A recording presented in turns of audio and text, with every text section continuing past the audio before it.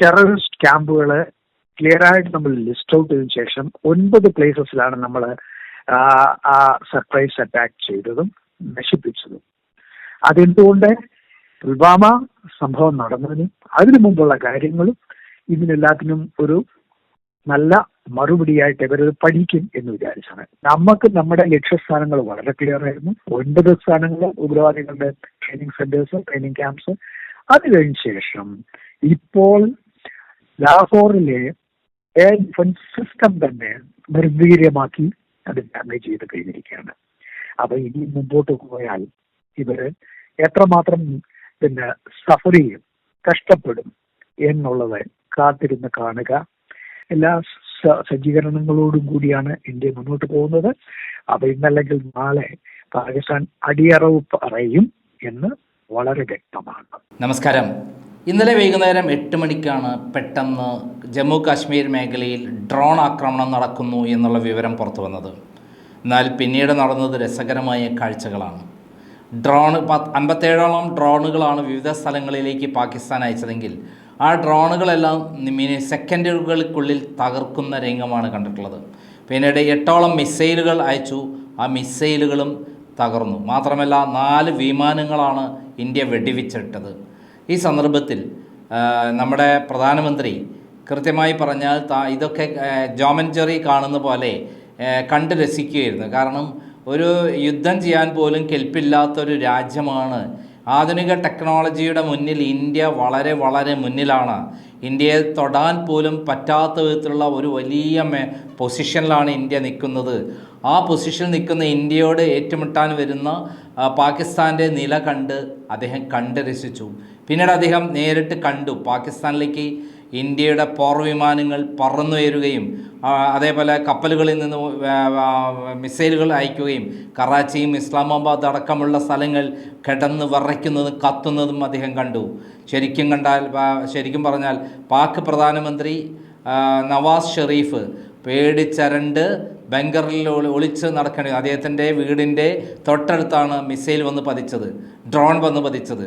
അതോട് കൂടിയിട്ട് തുടർച്ചയായിട്ടുള്ള ആക്രമണങ്ങളിൽ പേടിച്ചരണ്ട് അദ്ദേഹം ബംഗറിൽ ഒളിച്ചു എന്നുള്ളതാണ് ഏറ്റവും പുതിയ വിശേഷം. അപ്പം ഇന്നലെ ഉണ്ടായുള്ള യുദ്ധം എന്താണ്, അതിനെക്കുറിച്ച് വളരെ വിശദമായി സംസാരിക്കുകയാണ് കേണൽ ഉണ്ണിത്താൻ. ശരിക്കും പറഞ്ഞാൽ ഇന്ത്യയോട് ഒരു യുദ്ധം ചെയ്യാൻ പോലും കെൽപ്പില്ലാത്ത, നട്ടല്ലൊടിഞ്ഞ, എഴുന്നേറ്റ് നിൽക്കാൻ പോലും ശക്തിയില്ലാത്ത ഒരു രാജ്യമാണ് പാകിസ്ഥാൻ എന്നാണ് ഇന്നലെ അവർ തന്നെ യുദ്ധം ചെയ്യാൻ വന്നിട്ട് സ്വയം തെളിയിച്ചിട്ടുള്ളത്. എന്തായാലും നമ്മുടെ പ്രധാനമന്ത്രി കണ്ടു രസിച്ചുകൊണ്ടിരുന്ന ആ രംഗങ്ങൾ, അതേപോലെ പാക് പ്രധാനമന്ത്രി പേടിച്ചോടി ബംഗറിൽ ഒളിച്ച രംഗങ്ങൾ എല്ലാം തന്നെ ഇന്ത്യക്ക് വലിയ നേട്ടമാണ് ഉണ്ടാക്കിയിട്ടുള്ളത്. ആ നേട്ടങ്ങളെക്കുറിച്ച്, ഇന്നലെ നടന്ന യുദ്ധത്തെക്കുറിച്ച് കേണൽ ഉണ്ണിത്താൻ വളരെ വിശദമായി സംസാരിക്കുകയാണ്. നമസ്കാരം കേണൽ ഉണ്ണിത്താൻ. അതായത് ഇന്നലെ നമ്മൾ യുദ്ധം പ്രഖ്യാപിച്ചില്ലെങ്കിലും യുദ്ധം നടന്ന പോലെയാണ് ഉണ്ടായിട്ടുള്ളത്. പാകിസ്ഥാന്റെ ഭാഗത്തുനിന്ന് ഡ്രോൺ ആക്രമണം, മിസൈൽ ആക്രമണം ഉണ്ടായി. അവരുടെ 3 വിമാനങ്ങൾ വെടിവെച്ചിട്ടു. ഇന്ത്യ തിരിച്ചാക്രമിച്ചിരിക്കുന്നു. എന്താണ് അങ്ങേക്ക് ഇതിനെക്കുറിച്ച് വിലയിരുത്തി പറയാനുള്ളത്? ഇന്ത്യ വളരെ ക്ലിയർ ആയിട്ട് ഇന്റർനാഷണൽ മീഡിയയിലും പറഞ്ഞത് എന്താണ്, ഫോക്കസ്ഡ് ആയിട്ടുള്ള, കാലിബറേറ്റഡ് ആണ്, and what is the bare minimum essential, ഇങ്ങനെ 3 കാര്യങ്ങൾ. അതനുസരിച്ച് പാകിസ്ഥാന്റെ ഓക്കുപ്പൈഡ് കാശ്മീരിലും പഞ്ചാബിലും ഉള്ള 21 ടെററിസ്റ്റ് ക്യാമ്പുകൾ ക്ലിയർ ആയിട്ട് നമ്മൾ ലിസ്റ്റ് ഔട്ട് ചെയ്തതിനു ശേഷം 9 പ്ലേസസിലാണ് നമ്മൾ ആ സർപ്രൈസ് അറ്റാക്ക് ചെയ്തതും നശിപ്പിച്ചതും. അതെന്തുകൊണ്ട് പുൽവാമ സംഭവം നടന്നതിനും അതിനു മുമ്പുള്ള കാര്യങ്ങളും ഇതിനെല്ലാത്തിനും ഒരു നല്ല മറുപടിയായിട്ട് ഇവരത് പഠിക്കും എന്ന് വിചാരിച്ചാണ്. പക്ഷെ അത് നടന്നില്ല. പാകിസ്ഥാൻ എന്ത് ചെയ്തു? അപ്പം ഒരു മിലിറ്ററി ടാർഗറ്റിനെ പോലും ഇന്ത്യ ആക്രമിച്ചിട്ടില്ല. പക്ഷെ പാകിസ്ഥാൻ തിരിച്ചത് എന്താണ്, 15 നമ്മുടെ ബോർഡർ ഏരിയയിലുള്ള സിറ്റീസ്, അപ്പോൾ അതിലെ പഠാൻകോട്ട്, ജമ്മു, ജയ്സാൽമീർ രാജസ്ഥാനിലെ, ജലന്ധർ, അപ്പൊ ഇങ്ങനെയുള്ള പ്ലേസസിലെ ലക്ഷ്യമാക്കി ഇവരെ ആക്രമിക്കാൻ ശ്രമിച്ചു. അതെല്ലാം ഭംഗിയായിട്ട് ഇന്ത്യൻ ആം ഫോഴ്സസ്, ഇന്ത്യൻ മിസൈൽസ്, ഇന്ത്യയുടെ ഡ്രോൺസ് അത് നിർവീര്യമാക്കി. ഇവർ തിരിച്ചതല്ല. അതിനുശേഷം ഇവരെന്ത് ചെയ്തു? നമ്മുടെ ലൈൻ ഓഫ് കൺട്രോൾ കംപ്ലീറ്റ് ചെയ്താല് ആദ്യം കഴിഞ്ഞ ഒരാഴ്ചയാണെങ്കിൽ അവർ സ്മോൾ ആംസ്, ചെറിയ വെപ്പൺസ്, ചെറിയ കാലിബറുള്ള വെപ്പൺസ് ഉപയോഗിച്ച് ഫയറിങ് ചെയ്തുകൊണ്ടിരുന്നു. അതിന്റെ ശക്തമായ തിരിച്ചടി കൊടുത്തു. അതിനുശേഷം സംഭവിച്ചതെന്ന് വെച്ചാൽ ഇവരെ മോട്ടോർ ഷെല്ലിംഗ് തുടങ്ങി. അത് കഴിഞ്ഞ് ആർട്ടിലറി ഗൺസ് ഉപയോഗിക്കാൻ തുടങ്ങി. അതിൽ ലോങ് റേഞ്ച് ആർട്ടിലറി ഗൺസും. അതിന് ഡിഫിറ്റിംഗ് റിപ്ലൈ, അതിന് ചുട്ട മറുപടിയാണ് ഇന്ത്യ തിരിച്ചു കൊടുത്തതും. അപ്പൊ ഇതുകൊണ്ടൊന്നും ഇവർക്കൊന്നും ഈ എന്തുകൊണ്ട് പാകിസ്ഥാനിൽ ഇത് ചെയ്യുന്നു അത് നമ്മൾ മനസ്സിലാക്കണം. അത് ചെയ്യുന്നത് അവിടുത്തെ ജനങ്ങളെ എങ്ങനെ മാനസികമായിട്ട് ഇവർക്ക് ഒരു മൊറാൽ ബൂസ്റ്റ് ചെയ്തനാ, ഞങ്ങൾ തിരിച്ച് ഇന്ത്യയിൽ കയറി അത് ചെയ്തു എന്നൊക്കെ പ്രചരിപ്പിച്ച ഫേക്ക് ന്യൂസ് മീഡിയയിലും ന്യൂസ് പേപ്പറിലും ഒക്കെ പാകിസ്ഥാനിൽ പബ്ലിഷ് ചെയ്തിട്ട് എന്താ പറയുന്നത്, ഇന്ത്യ ആക്രമിച്ചതിന് തിരിച്ചടി കൊടുത്തു, അത് ശക്തമായ തിരിച്ചടി കൊടുത്തു എന്നുള്ളത്. ഇത് യാഥാർത്ഥ്യങ്ങളല്ല. അൽ ജസീറ എന്ന് പറയുന്ന UAE വളരെ ഫേമസ് ആയിട്ടുള്ള ഒരു TV ചാനൽ, അത് നോക്കിയുള്ളതിന്റെ വ്യക്തമായിട്ടുള്ള പല റിപ്പോർട്ടും, അത് മുസ്ലിം മെജോറിറ്റി കൺട്രി ആണെങ്കിൽ പോലും നിഷ്പക്ഷമായ പല കാര്യങ്ങളും ഞാനത് വാച്ച് ചെയ്യാറുണ്ട്. അതുപോലെ വേൾഡ് ഇസ് വൺ എന്ന് പറഞ്ഞ ബിയോണ്ട് എന്ന് പറയുന്ന ചാനൽ, ഇംഗ്ലീഷ് വേൾഡിലെ എല്ലാ കാര്യങ്ങളും അവർ നിഷ്പക്ഷമായിട്ട് വ്യക്തമായിട്ടും റിപ്പോർട്ട് ചെയ്യുന്നതാണ്. ഇതൊക്കെ നമുക്ക് നല്ല ഇൻപുട്സ് ആണ്. പിന്നെ ഇവിടെ ഈ പ്രശ്നങ്ങളിൽ പിന്നെ പാകിസ്ഥാൻ കയറി വീണ്ടും നമ്മുടെ മിലിറ്ററി ടാർഗറ്റ്സിനെ അറ്റാക്ക് ചെയ്യാൻ തുടങ്ങി. അതാണ് ഈ പറഞ്ഞത്. പക്ഷേ മിലിറ്ററി ടാർഗറ്റ്സ് ആണെങ്കിൽ നമ്മുടെ പല ബോർഡർ ഏരിയയിലുള്ള എയർഫീൽഡുകളുണ്ട്. ബട്ടിൻഡ, ഉത്തർലൈൻ, ആദംപൂർ, പിന്നെ അതുപോലെ സൂറത്ഗഡ്, അമൃത്സർ, പഠാൻകോട്ട്, ചണ്ഡിഗഡ്, ശ്രീനഗർ, അവന്തിപ്പൂർ, ലേ, ജമ്മു. പക്ഷെ ഈ എയർഫീൽഡുകളെല്ലാം നമ്മൾ സിവിലിയൻ ഫ്ലൈറ്റ്സും ഇവിടുന്ന് ഓപ്പറേറ്റ് ചെയ്യുന്നുണ്ട്. ആർമി പിന്നെ എയർഫോഴ്സ് കൊടുക്കുന്നതാണ്, ഒരു കോമൺ റൺവേയാണ്, മറ്റു കാര്യങ്ങളും എല്ലാം. അതുകൊണ്ട് ഇത് രണ്ടും കോപ്പറേറ്റ് ചെയ്യുന്ന കൺഫ്യൂഷൻ ഉണ്ടാവും. അതുകൊണ്ട് സിവിലിയൻ ഫ്ലൈറ്റ്സ് നമ്മൾ സ്റ്റോപ്പ് ചെയ്തു. നമ്മുടെ എയർഫോഴ്സിന് പൂർണ്ണ ഉത്തരവാദിത്വത്തോടെ അവർ നല്ല സ്വാതന്ത്ര്യത്തോടെ അവർ ഓപ്പറേറ്റ് ചെയ്യാൻ വേണ്ടി ഇതേ ടാർഗറ്റ് ചെയ്ത് പാകിസ്ഥാൻ ശ്രമിച്ചപ്പോൾ അതിന് കൊടുത്ത ശക്തമായ പ്രഹരം ഇതൊരിക്കലും പ്രതീക്ഷിച്ചല്ല. കാരണം 57 കൂടുതൽ ഡ്രോൺസ് നമ്മൾ വെടിവെച്ച് തള്ളിയിട്ടു. പാകിസ്ഥാന്റെ 4 വിമാനങ്ങൾ, ഒരു F-16 2 JF-17 ചൈന മേക്കാണ്. പിന്നെ അവാക്സ് എന്ന് പറയുന്നത്, അതായത് ഈ airborne warning and control system എന്നാണ് അതിന് പറയുന്നത്. ഈ വിമാനത്തിൽ ഈ കാര്യങ്ങളെല്ലാം ഉണ്ട്. ഇതാണെന്നെങ്കിൽ പറക്കുന്ന സമയത്ത് റഡാർ സിസ്റ്റംസ് ഉണ്ട്. ഈ പിന്നെ നമ്മുടെ ഗ്രൗണ്ട് ഡിപ്ലോയ്മെന്റ്സും മറ്റു കാര്യങ്ങളും പിടിച്ചെടുക്കുന്നതിനും അതിനുള്ള കാര്യങ്ങൾ ഉപയോഗിച്ച് പല യുദ്ധതന്ത്രങ്ങളും മരുന്നെടുക്കുന്നതിനും ഉപയോഗിക്കുന്ന ഒരു എയർക്രാഫ്റ്റാണ്. അപ്പൊ അത് ഒരു ഫൈറ്റർ എയർക്രാഫ്റ്റ് അല്ല. ഒരു എവാക്സ് ഉത്തരം 4 കൂടാതെ 2 പാകിസ്ഥാനി പൈലറ്റ്സിനെ നമ്മൾ പിടിച്ചെടുത്തു ജീവനോട്. റൈറ്റ്.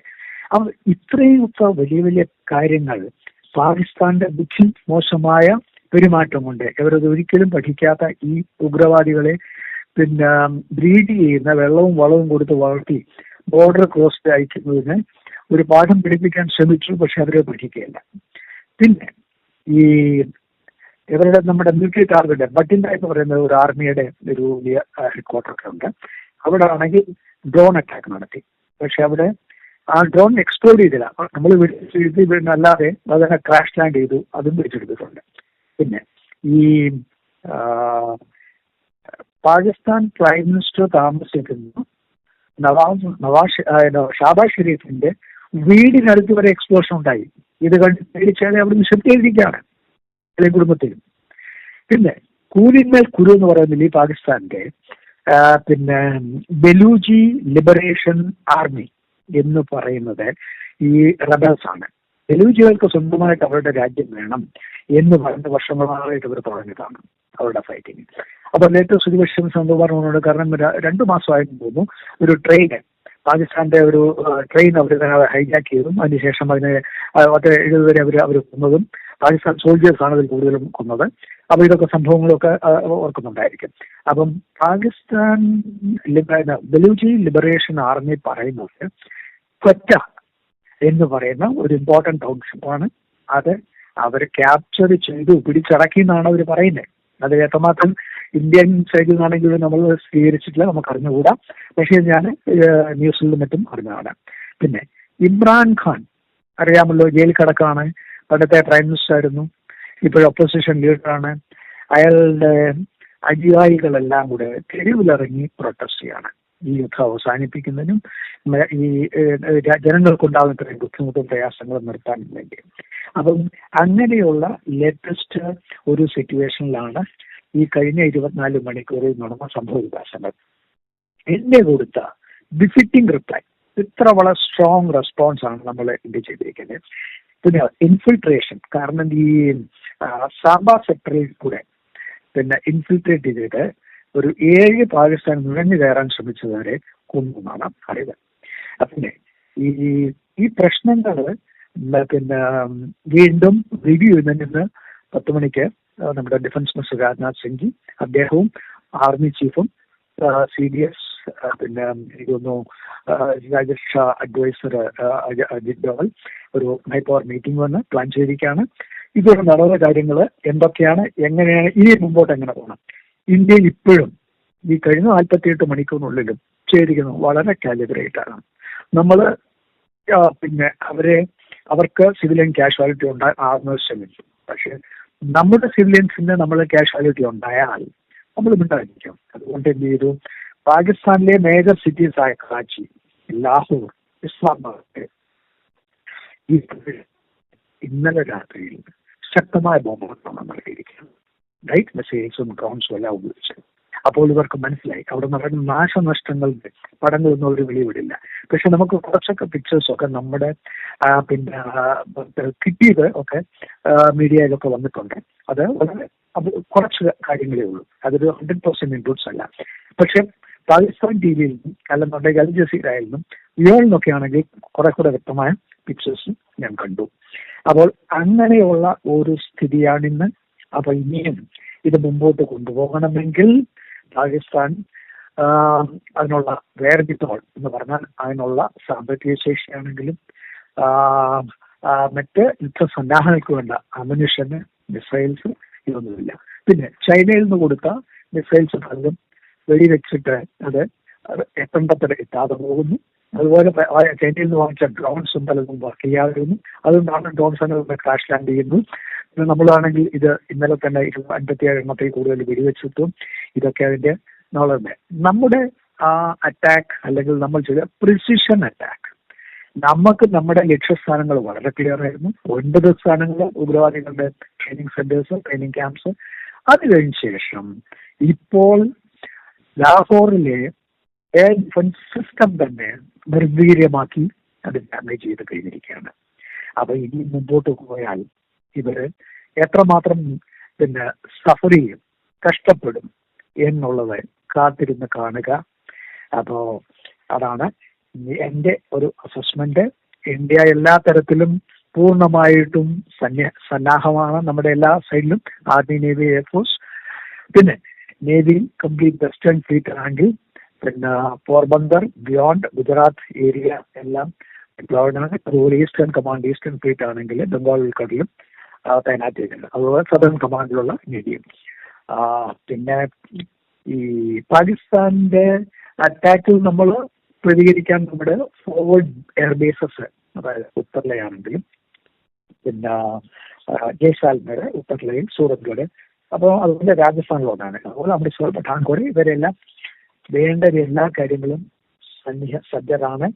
അപ്പോൾ ഒരു തരത്തിലും പിന്നെ ഒരു കാര്യമുണ്ട്, പാകിസ്ഥാൻ കുറെയൊക്കെ ഷെല്ലിങ് ചെയ്യുമ്പോൾ ചിലപ്പം 10 ഷെല്ല് ഒന്നിലൊക്കെ ചിലതൊക്കെ 20 മിനിറ്റ്. ഉറിയിലാണെങ്കിൽ ഡ്രോൺ അറ്റാക്ക് നടന്നു, ഷെല്ലിങ് നടന്നു. അപ്പോൾ ഒരു സ്ത്രീ മരിച്ചു, ഒരു സ്ത്രീക്ക് ഗുരുതരമായ പരിക്കേറ്റു. കാരണം അവരാണെങ്കിൽ ഉറിയിലിന് ബാരാമുള്ളയിലേക്ക് പോകാനുള്ള ശ്രമത്തിലായിരുന്നു ആ സമയത്ത്. കാരണം ഓപ്പൺ ഏരിയ അല്ലേ, ബങ്കറിലായിരുന്നു, സംഭവിക്കില്ല.